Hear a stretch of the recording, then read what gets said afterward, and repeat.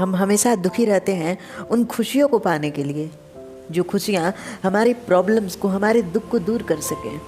लेकिन असल में हम खुद नहीं जानते कि पूरे जीवन की कमाई क्या है। हमारे आसपास सभी अपने हैं, उन अपनों के लिए हम पूरा जीवन संघर्ष करते हैं। हम हर रोज़ मेहनत करते हैं क्योंकि हमारे अपने सुखी रहें, जिनसे हमारा खून का रिश्ता है, जिनसे हमारी दोस्ती है, जो हमारा प्यार है। हम उनके सुख के लिए रोज़ मेहनत करते हैं, रोज़ परिश्रम करते हैं।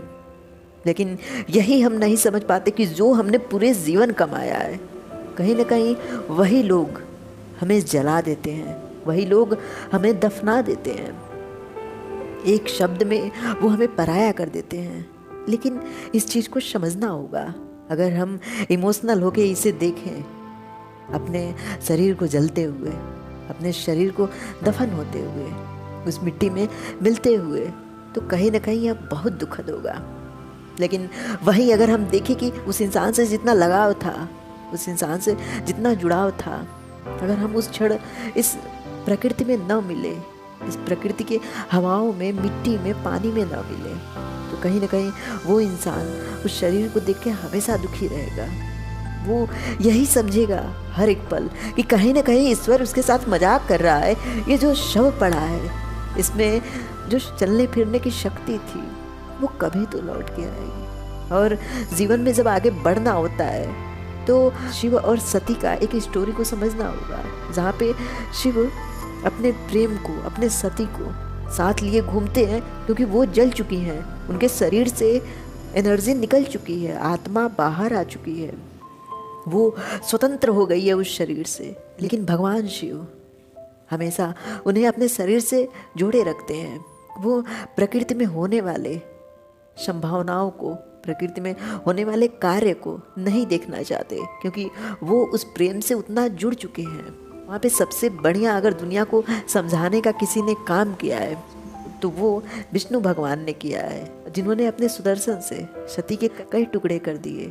वो टुकड़े पृथ्वी पे गिरे और सती का शरीर शिव के स्पर्श से छूट गया, जहाँ पे भगवान शिव उस वियोग से बाहर आए। इसीलिए हम इंसानों को भी उन्हें देखना चाहिए, जब वो ईश्वर होकर अपने प्रेम को नहीं बचाए, क्योंकि उन्हें उस वियोग से बाहर निकलना था। वो समय के उस पहलू को नहीं रोकना चाहते थे स्वयं के लिए, ताकि अगर वो स्वयं के लिए अगर उस समय के पहलू को रोकते तो दुनिया भी उनसे ज़रूर पूछती कि अगर आप ईश्वर हैं तो आप उन नियमों में क्यों नहीं रहना चाहते जिन नियमों को आपने बनाया है। अगर आप स्वयं उन नियमों को तोड़ते रहोगे तो कहाँ से किसी को उस नियम में बांध सकोगे। इसलिए ईश्वर ने अपने द्वारा बनाए गए नियमों का भी पालन किया। वहाँ पे हमें ये समझना होगा कि पूरे जीवन हमने जो कमाया है वो मृत्यु के समय एक सम्मान होगा, वो मृत्यु के समय एक आंसू होगा। हाँ, हर एक इंसान मृत्यु के बाद बेहतर होता है, बहुत अच्छा होता है, लेकिन वो बेहतर हमारे साथ कब तक चलता है ये उस समय पे दिखता है।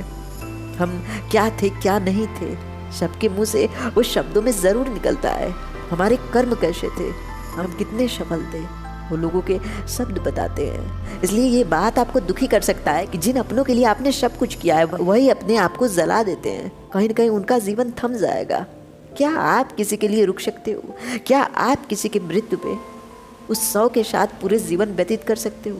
नहीं कर सकते हो। कुछ टाइम के लिए आप इमोशनल हो जाओगे। इंसान एक दुख पे बार बार नहीं रो सकता। यही बात हो गई, वो इंसान जा चुका है, उसका शरीर दाह संस्कार के योग्य हो चुका है, वो इस शरीर को छोड़ के जा चुका है। इसलिए आपको इस सत्य को स्वीकारना होगा। और अगर आपको दुखी होना है तो आप किसी भी बात पे दुखी हो सकते हो। आपका मन जब तक आपके कंट्रोल में है तब तक आप दुखी नहीं होगे।